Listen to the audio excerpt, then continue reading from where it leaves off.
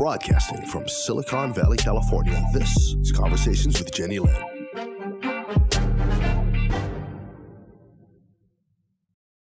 You're watching Conversations with Jennylyn, and as I continued my COVID World interview series, I have found another fascinating woman to share with you today. And I'm going to cut short all of her accomplishments, otherwise our 30 minutes will be gone and she wouldn't have said anything, because she has accomplished so much in her life, and I'm always proud and happy to share powerful, accomplished women. My guest today is Dr. Monica Davis. She is a medical doctor, a lecturer at the University of the West Indies in Trinidad and Tobago, founder and principal of Wisdom for Wellness, board member of the Family Planning Association of Trinidad and Tobago, honorary consul for the Bahamas, and the regional chair for the Caribbean for the World Federation of Councils. And I'm going to stop here, otherwise our entire time I'll be telling you of boasting of her accomplishments. Monica, thank you so much for taking time to spend with me on Conversations with Jennylyn, and welcome. Thank you so much, Jennylyn. I was wondering where you were going with all of that just now, but thank you so much. I was wondering who you were talking about. The beautiful woman sitting across from me, clearly. So Monica, let's go into your background a little bit, because we share something in common. Yes, I was born in Guyana, and your mother is from Guyana. Yes. My mother, well, she's passed on now, but she was born in what she called BG. And she didn't leave British Guyana until she was 26 years old after the war to go and study medicine in Edinburgh. And that's where she met my father, who had similarly waited in the Bahamas to go to Edinburgh to study. So by the time they met each other and courted and everything, and they thought of having children, my mother declared that she wanted all of her children to be born in British Guyana. And my submission of the whole thing is that she rather that we were born on a continent, on the continent of South America, instead of on a rock in the Bahamas. That's just a big joke. But as it happened, we went up and down across the Atlantic on various liners. When I was very fortunate when I was little. Queen Mary, Queen Elizabeth II, and I was almost born on a Dutch boat. So there we go. Isn't that something? So was I. My mother left Grenada pregnant with me and went to Guyana. That's how come I was born there. Okay. I was conceived in Grenada.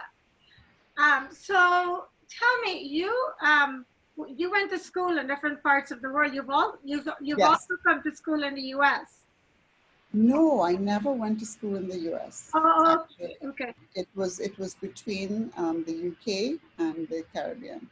I think I was at a preschool in British Guyana before we left, and then when we went, the first time we went to Scotland. So I was in school at the Convent of the Sacred Heart, Craiglockett, and then when we moved to England, I went to convents and monasteries all my life. So I went to the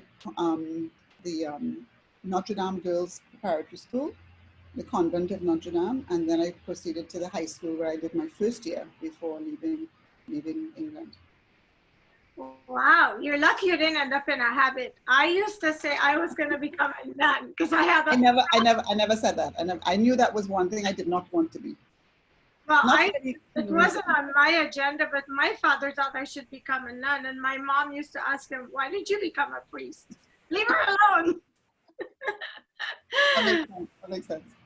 Yeah. So tell us, you ended up, you've done so much. Where do you want to start? This is your show. You okay, so you are. And I'll try my best to answer. Yeah, you are a medical doctor. So did you ma'am. study medicine where? I studied medicine at the University of the West Indies in Mona, Jamaica, in Kingston. And that's where my father was born. Even though he was Bahamian, he was born in Kingston on Church Street, right in the heart of town. But Church Street was different at that time because he was born in 1923. And his father was from Antigua, so I have more heritage. And his parents were from Antigua, and his father was a contractor. So he started off doing work in Antigua. He had his first two children there. Then he got work in Panama. He has his second two children there. And then they got work in Jamaica. That's where my father was born. And then he got work as a contractor in the Bahamas, where my youngest uncle was born. So that's how my father ended up moving to the Bahamas when he was just a little baby, a couple months old. You guys are a real Caribbean family. Yes, we are. We are. I have about seven or eight nationalities that I can claim legally. Wow. That's a fact. Fascinating. And you know what, Jennylyn? You know the Born Identity? You know that series, The Born Identity? Yeah. My grandmother was a Born. And I feel as I have so many identities, so it's like the Born Identity again. That is fascinating. Seriously, what great family history you have. Yeah, it's one, I'm going to write about it because it's just too much to let go. I was on the tip of my tongue to say, you have to put this in a book. Everyone is writing a book, and this will be a book worth reading. Yes. Yeah. And I actually want to do a movie too, so I have to try and find somebody to play Crazy Me. Why not you play you? Well, I look a little different now than I did like younger, you know, so a little difficult. Don't we all? Don't we all? I was just saying age, you know, the aging process, it's very difficult to do it gracefully when you get that certain stage of it. Well, I'm going to die trying. Good. I'm going to die trying. Right there beside you. I'm hoping to live till I'm over 100. I want to have a birthday party when I'm 100. You're invited. And I want to be able to live to talk about the birthday party. Well, good for you. I like that attitude. And I don't know your age, but you look amazing now, and I'm sure you're going to get there. Well, because I'm going to be 65 in September, so I have a few more years. Oh, you look great. Age is a number. That's always how. Yes, it is. It is. That's all it is. It has a lot more to do with how you take care of yourself. I think so. So you have been a medical doctor in Trinidad for how many years? Well, I graduated in 1979, which is 41 years ago. And in fact, oh my gosh, 2 days ago was 41 years since I actually got my credentials. We didn't have graduation until afterwards, but the results were issued on May 17th, 1979. So it's 41 years. And after that, the year after I graduated, I did my internship in Jamaica. And then my husband was studying in Canada at the time. So he came down to the Bahamas and we got married on Paradise Island. And then we went up to Montreal, where he was doing a postgraduate degree to prepare himself to come down to the Bahamas and work in tourism, because you know he wanted to do that. He used to work with the National Workers Union in Jamaica, and then he did afterwards. He said, "Well, if we're going to go to the Bahamas, then I better do something in tourism." So that's what he did. But then it never happened, because while we were in Montreal, he got a job. The University of the West Indies here in Trinidad offered him a job here. So we came here. So I had to write a letter to my government and tell them I am a scholarship holder and I was planning to come back to serve my time. But I literally just got married and my husband is in Trinidad, so I can't leave him. So I would like to, you know, find out what's the next step. And everything worked out fine. And here we are. So you've been My husband and I are since divorced, but we're very, very close friends still. Okay, so really you've been living in Trinidad since then? Yes, and not thinking that I would. The first 6 weeks I was very sort of, oh, I don't want to be here, I don't like it, I only know 3 people, you know, that kind of way. But like everything else, it was meant to be, obviously. And I got accustomed to it. Yeah, Trinidad is such a beautiful island. Once you've created an infrastructure and a support system there. Yes. It's a very pleasant place to live. I mean, everywhere has its ups and downs and stuff, but it's good. What I love about it is people always seem so happy. But you are a medical doctor, and so you deal with different types of people who are well, people who are sick. What is it like to be a doctor in Trinidad and Tobago? Okay, well, I should start by saying that I'm not the typical doctor in Trinidad because I came here already with my degree from Jamaica. And when I came here first, it was to accompany my husband. So when I started to work, it's just wherever I could get a job. So I actually was able, through a friend, to become a medical officer one. So I was placed at a brand new health center where I was the first physician there. And so they had the leader of the team, which was the district health visitor, a couple of nurses, and myself. So we would do the clinic. And I was there for 4 years, but as a non-national on a work permit.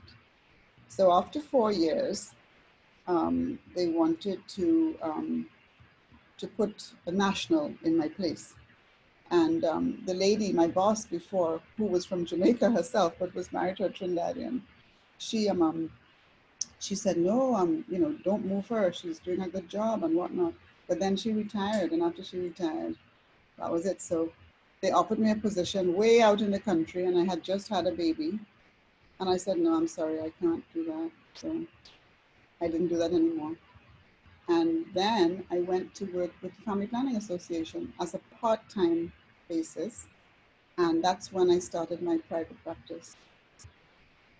Is your practice in Port of Spain?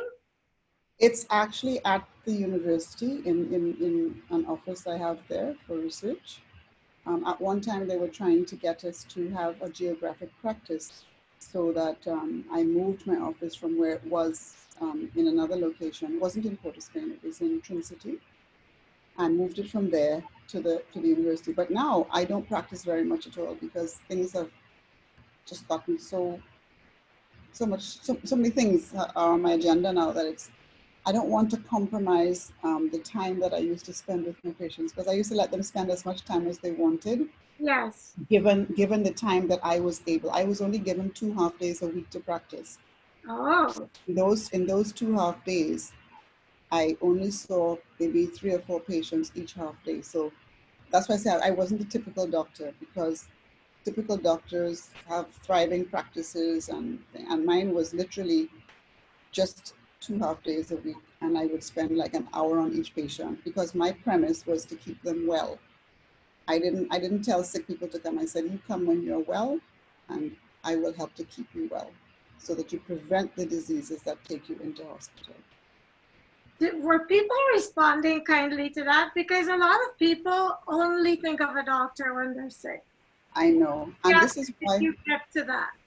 I did. I mean, considering that it was always a part-time practice, I was happy with it. And particularly since I couldn't spend more than 2 half days with it, and therefore I didn't see that many patients, but the quality of the exchanges and the experiences were good for them and for me, because I felt good that they felt good that they had a chance to tell me their problems, and for me to understand, to listen, to proffer solutions. And the solution didn't always mean giving them medication or injections. It sometimes was just talking to them. Right. They needed somebody to talk to. And of course, where it was necessary for them to be on medication, I would always start off with the lifestyle modification first before putting them on medication. Yeah. So they understood the whole philosophy behind trying to keep well. It worked. I never made a lot of money with it, but money has never been my God. I got that from my parents. My parents were both physicians, and neither of them ever had private practice. They both worked for the government at chief medical officer and medical officer of health level. So they just know. I always felt like when I was nursing, I always felt like money should not be put before care. So if someone showed up who needed medical care, they should never be turned away just because they didn't have the money. Exactly. And that happened one day at a job, and I quit. It really bothered me. In fact, when that person was turned away, I left work and drove him to the clinic where he could get care, because Oh, that's amazing. So sick to me that I couldn't understand sending this man to take 2 more buses. I didn't feel like he would live to get to his Right. destination. And you see, we need more people. We need more people like you, like that, because it's it's really bad. It's really bad. I mean, I see a lot of things happening all over the world where people are just denied care because they don't have money. And I think that goes to me, that goes against the whole Hippocratic Oath. The Hippocratic Oath Exactly. doesn't say anything about money in it. Exactly. You know? You need So money. Please institute obviously, code. everybody and everybody could use a little more money. I could use more money, of course, but I do not let it. It's not top of my agenda. That's it. And I'm very spiritual as well, and I do believe that the Lord knows and guides every step I make.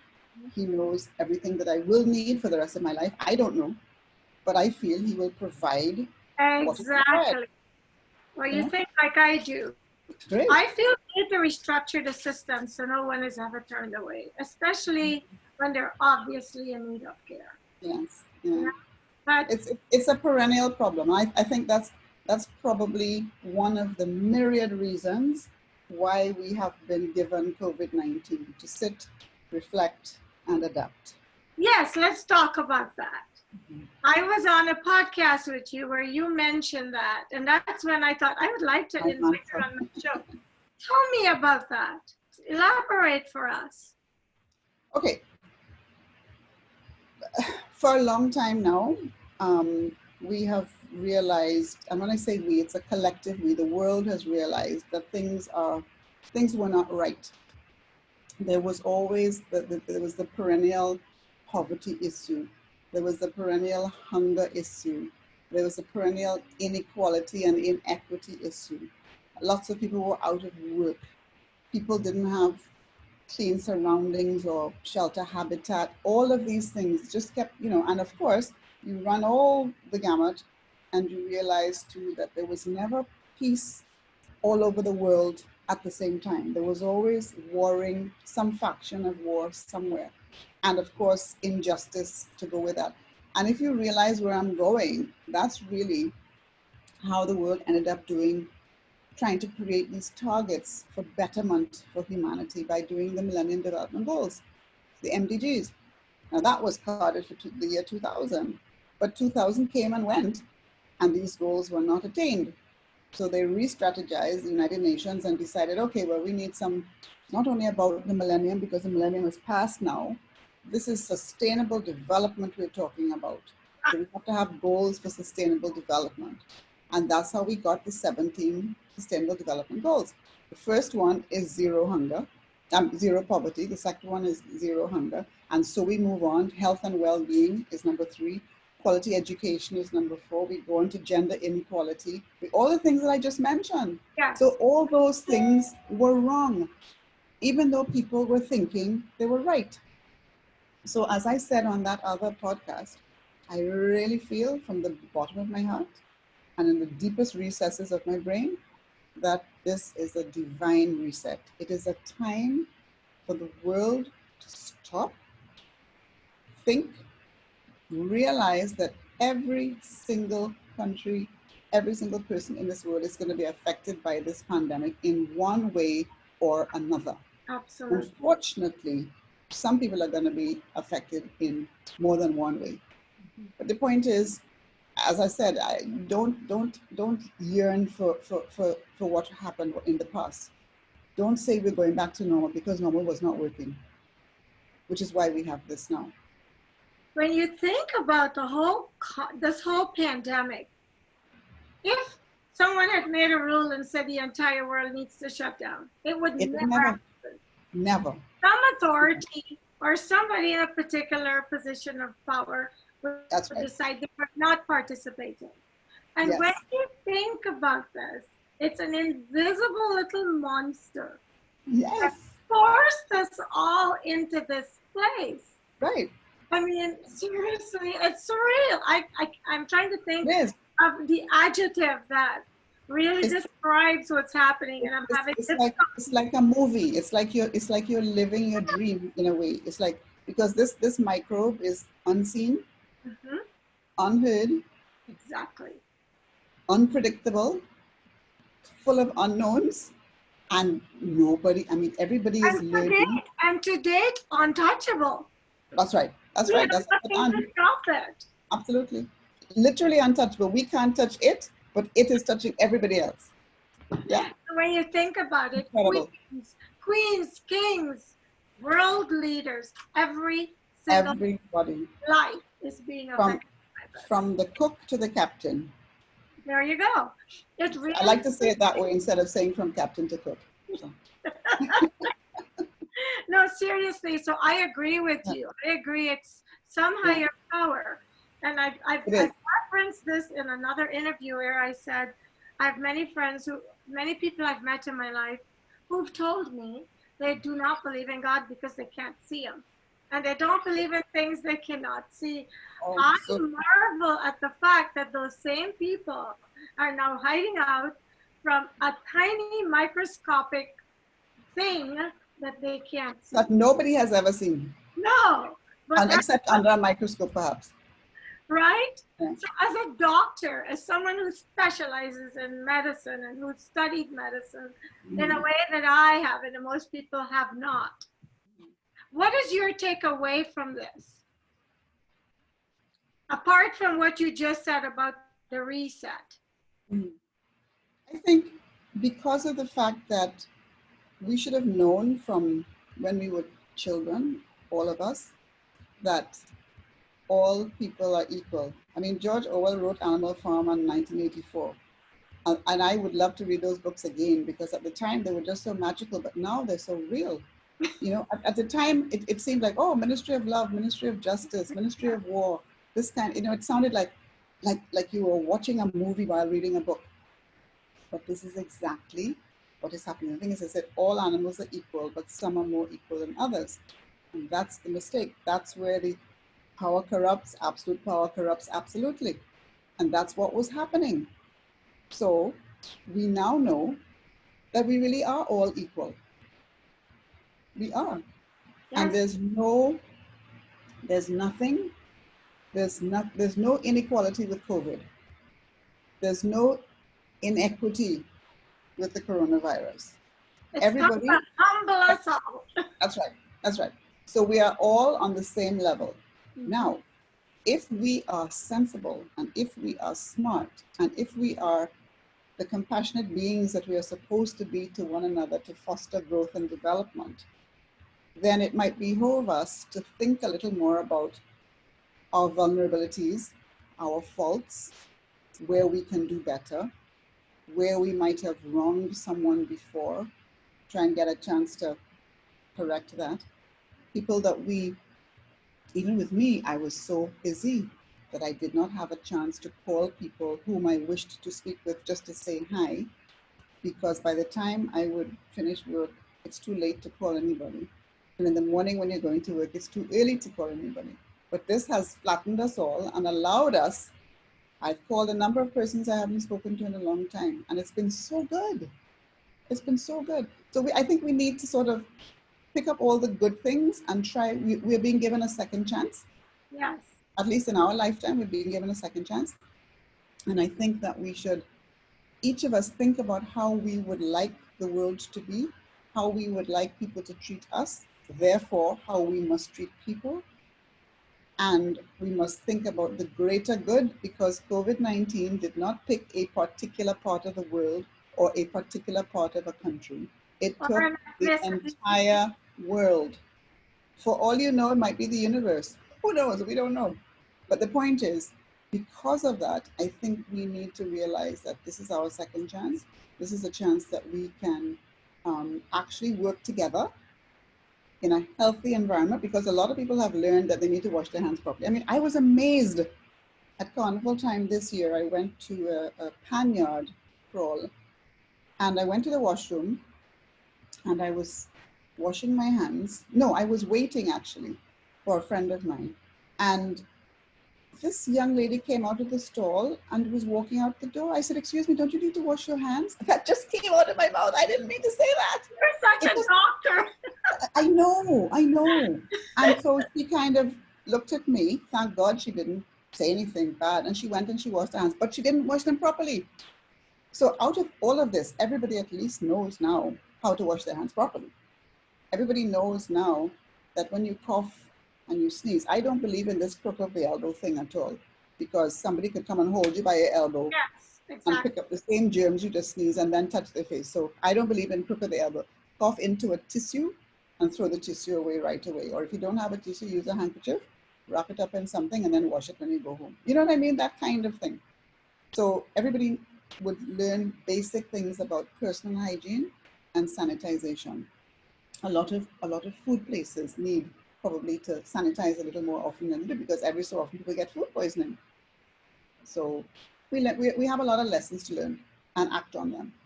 You're conscientious because you're a doctor, but all those things you listed, you would think everyone is raised and taught to do them. But I've been standing in restrooms myself when I've gone out and watched people just come out the stalls and leave. Yeah. They never go near the water faucet. They never touch the soap. Like, But you oh, weren't emboldened like crazily to decide to tell them not to do it. your job. You're a doctor. I wasn't a doctor at that stage. I mean, I was there as a patron. Yeah, but once you're a doctor all the time. Yeah, through and through. You know, Trinidad and Tobago has a reputation for being one of the top countries now in terms of Absolutely. control, contaminations, and deaths. I'm so proud of you guys. Are you part of that structure that are putting the laws in place? I have not been involved at all. So I am equally happy with what has been happening. I am an adult onset asthmatic. So when the call came out for frontliners, I did not offer myself because I didn't think it was prudent. Furthermore, because of the Sahara dust last year, the asthma came on again really badly, and I've been on medication for the last year solidly. Plus I had shingles in April. So that means my immune system was down. The shingles has gone, but I still have the residual neuralgia. So given that this is an immune system destroyer, I thought I would do what I could behind the scenes. So I am not part of the policy making or anything like that, but I have assisted in the background with certain things. And I'm proud to say that our chief medical officer, our technical epidemiologist, our principal medical, a lot of the people who are on the front line, particularly the public health authorities, have been my students. So look at you. I'm really, really, really, really proud. Really, I mean, they have done a fantastic job, and with the authorities, the competent authorities, as they're called. The good thing is that the government has been relying on the health officials and the science of the thing. So they're not being dogmatic and saying, well, I am the leader, therefore I'm doing this. No, it is we are learning and we are operating on the recommendations of our public health officials. And this is happening from the Prime Minister through the Minister of Health, Minister of National Security, everybody. And all persons, regardless of whether they're from government or opposition, are really following the public health officials, which is amazing and remarkable. And yes, in Trinidad and Tobago, we were second at one point, and then maybe a few days later, or a few weeks later, we were at number one, along with Iceland and a couple of other so-called developed countries. I am so proud. So, you know, the thing is, there are a lot of positives that come out that have come out of this pandemic, and I think one of them is the camaraderie and the team spirit that you are seeing. You have to come together as a team in order to beat for things to work. Yes, and I feel like people have put their egos aside, and you see, and that's what I find as one of the lessons that I am taking from this is that when we have to work as a team, we can do it. We can. And this is one of the things that I think we need to learn from this whole pandemic. Let's just pretend as though we had a pandemic all the time so that we can work together and get used to it. And then afterwards, it'll become easier, it'll become the norm. And I think we'll be just surprised to see how well the countries in the region will do. I was reading something the other day and said that the best countries, the top 20 countries to be in the world, and the Bahamas was number 9 and Trinidad and Tobago was number 10. I felt so good. I thought that was, the Bahamas is the northernmost, and I'm from there, and Trinidad is the southernmost. So we got the whole Caribbean. We got this. Wait. Where does Guyana fit in it? You have I'm talking about the island regions. Let's put it that way. Not the land masses. Not the land masses on the great continents. Okay, Miss Diplomat. So you're clearly happy with the mandates that your government has put in place, because you guys are number one. Yeah, I don't even look at them as mandates. It's just common sense. And I think I said on a previous podcast that this just shows what good results can be obtained when people work together on the basis of evidence, common sense, and compliance. Yes. The evidence is there from all over the world, as well as in the books, as well as all the experience. The common sense things like washing your hands and sanitizing and whatever, and complying with these things. It's not a mandate. It's just this is what is recommended for our survival as a region. So people in some other parts of the world are grumbling and complaining, like they don't believe that we should be in quarantine. I mean, and these are the places where the numbers are spreading, where the contaminations are increasing, the deaths are increasing. Right. Well, I wonder why these people don't stop to take a look at a country like Trinidad. That's number one. And they probably don't even know where it is, Jennylyn. They probably don't even know. They probably don't even know where Trinidad and Tobago is. A lot of people don't know. They just know the Caribbean as the Caribbean, and they may know a couple of places in the Caribbean, but they don't know. And furthermore, I gather that there were some persons who were saying that you would expect small countries and poorer countries and less developed countries not to be doing so well. But it clearly depends on what criteria one uses to determine, because what we used to call, and I say used to call, the developed countries, and everybody looked up to these countries. Where are they now? US, UK, Brazil. I mean, what are we, what is it? They don't know how to follow rules. They don't like rules, clearly, because this is why they're having a difficult time with quarantine, because they just want to do what they want to do. Yeah, but the thing is, if you're not alive, but if your life is not saved through quarantine, what are you going to be able to do? I hear people talking about, there's going to be everybody's going to be so poor, and there's not going to be any money and thing. But even if we are dead, it doesn't matter whether there's money or not. The fact that we're alive means that we will become more creative. Therefore, we can find ways to earn an income. Again, what did the cavemen do? They didn't have money. They bartered until they could work around. I don't even know when money came into being. I'm not a historian. But I mean, it's just logic to me. And to me. And it's sad exactly. how much all some people see is money. That's all some people see. That is it. And it's not the greater good. It's for how much more money they can attract, either to themselves or to the region or to the countries or whatever. But I'm really, really very proud of my Caribbean. I never wanted to live anywhere else in my adult life. I never even took exams to go abroad to study in the US or the UK, because I knew I didn't want to. I wanted to stay in the Caribbean and see how I could contribute here. So I'm very happy. I'm proud. Whenever we're having fun, our time flies, and our time is up, but I cannot let you go unless I ask you, what have you learned about yourself from this experience? And then I'll wrap up. Okay.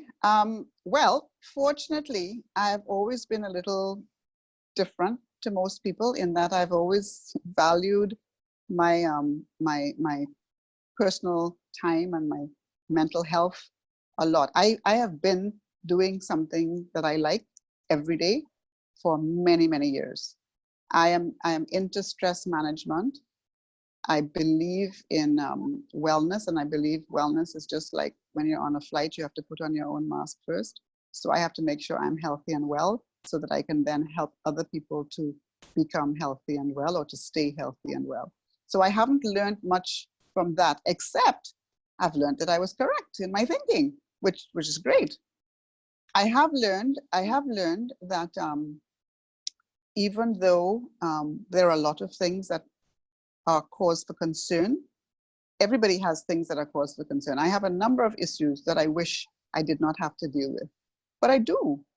But what I have learned, and I've been again, I was ahead of the game. I was practicing this for a year now, how to worry less. So now I do not worry about anything. I have lots of things that I need to pay attention to and try to find solutions for. But if I can't find the solutions, guess who will find them? He'll find them for me. I love how you think. I am so grateful. And because you have so much knowledge and so much that you've accomplished, we're going to do another segment, a post-COVID-19 segment, where we could get into some of your wellness practices and what you help people with. Okay, you're a very easy, compatible host. So I thank you. It's been enjoyable. That means the world. Appreciate it. Thank you so much. I've really enjoyed this. Can you see? I don't even want to wrap up. They say all good things must come to an end, right? Exactly, but I must. So thank you so much for watching Conversations with Jennylyn. When a conversation is all you need to be inspired. And if you're not inspired by this segment, you didn't watch it. And I will see you next time.